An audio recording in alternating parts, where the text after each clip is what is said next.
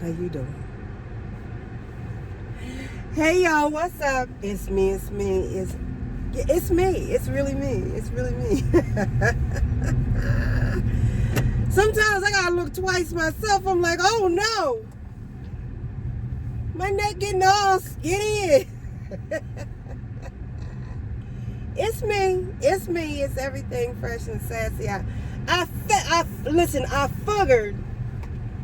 I figured, not figured, but I figured that if I left for a little while and came back, you might have been able to see the difference. Now, granted, it's only been 20 pounds, but 20 pounds is 20 pounds, and I know some of y'all can lose too.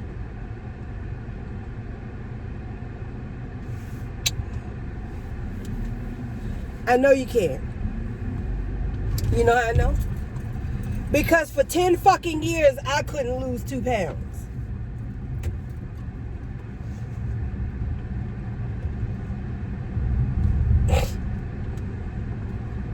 So, but anyway, look.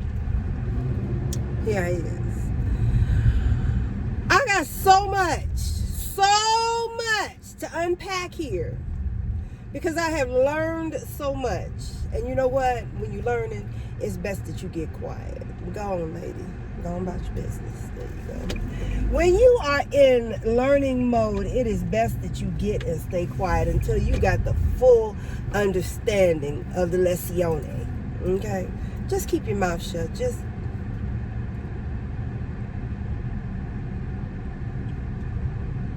Some of y'all can't do it. Just get and stay gone. Just get and stay quiet. Just get and listen up. Come on. Okay. But while I was gone, in my absence, I'm still watching. I'm still peeping. I'm still looking and lurking in the booches. Okay. And I just want to say one thing. Sometimes we want to keep it a buck. Sometimes we want to keep it all the way 100. Okay, we want to do that. You know, we want to show everybody we down, you know. I'm down to earth. I'm so down.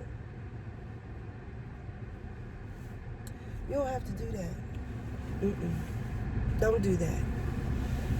You don't need to show your hand. You don't need to tell everything about you. And let me tell you why. Lesson learned. I'm telling you from experience, okay? When you start telling people your business,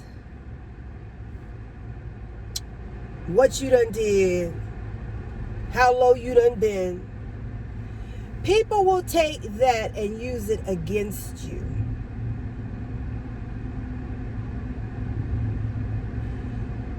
There's a movie with Cuba Gooding Jr. And Robert De Niro says something about when an officer is drunk, he never falls down. He never stumbles. He doesn't stumble and he doesn't fall when he's drunk. Okay? So, in other words, when you're at your worst, when you are at your most unsteady point in life, never let them see you stumble. Never let them see you fall. If you got to lean up against the wall and stabilize yourself, then stabilize, girl. Stabilize. Get yourself some stoicism about yourself. Get stoic. But never let them see you fall. Now, does that mean that I've fallen, I got back up, but I'm going to act like I ain't never been through nothing? No. You still show compassion. You still show empathy, consideration, understanding. You still show those things, okay? But the most queenliest of queens, the most kingliest of kings has been down with the lowest of the low. And this is what makes a great king. This is what makes a great king. This is what makes a great queen. The fact that they were down at the lowest of the low, but yet you saw them rise back to the top like the cream they are. You saw them rise back to the top. They hold their heads high. They walk with dignity, earnestness, sincerity. They walk with all these great and wonderful traits, even though they were at the lowest of the low. And that's what it takes to be a queen or a king. That you were down, down, down, down at the bottom. But you were able to rise to the top and never forget the muck and the mire from which you came from. You don't have to talk about the muck and the mire that you was in. All you got to do is live your life and you will show others. You know what? She's a queen. But she understood my plight. She understood where I was coming from. She understood when I snapped at her and she knew I didn't mean her any harm. She knew, she understood. And this is what makes her a queen. This is what makes him a king. He understood my plight. He knew where I had come from. He did not judge me.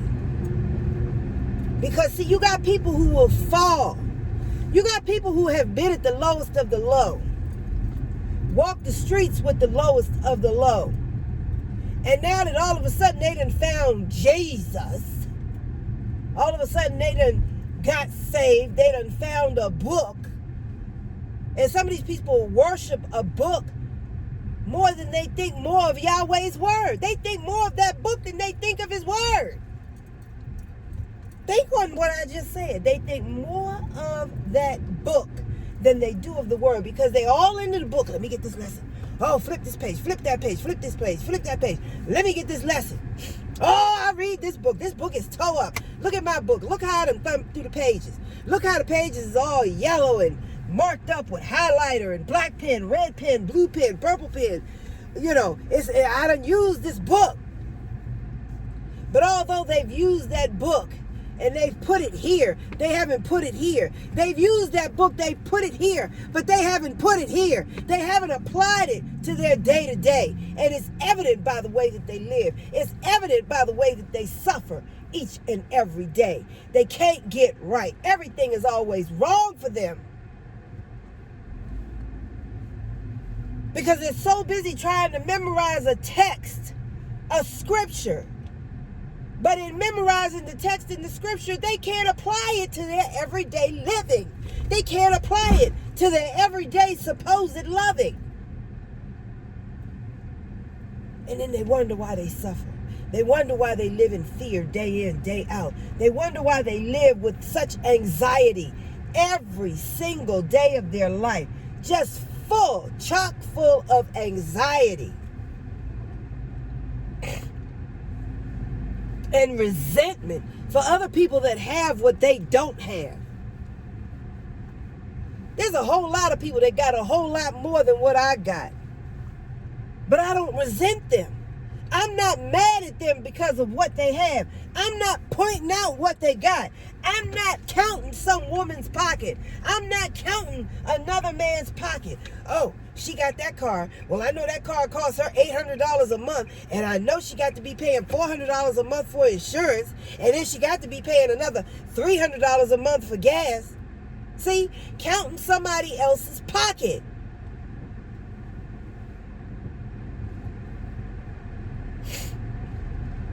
Filled with resentment, filled with the spirit of wanting to covet what somebody else has. Downing somebody because they happen to have more of what you think you need. And see, that's the problem with a whole lot of people. A lot of people think they need things and money.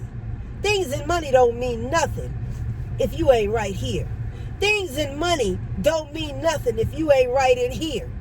Things and money don't mean nothing If you're reading his word and you can't seem to really apply it, there are people who read that word and they're asking, help me to really, apply this word the way you mean it, Lord, because I'm having a hard time doing it. That's something in you. That's something in you. That's something in you that you won't let go of. That's a demonic force in you that you won't let go of, that you hold on to.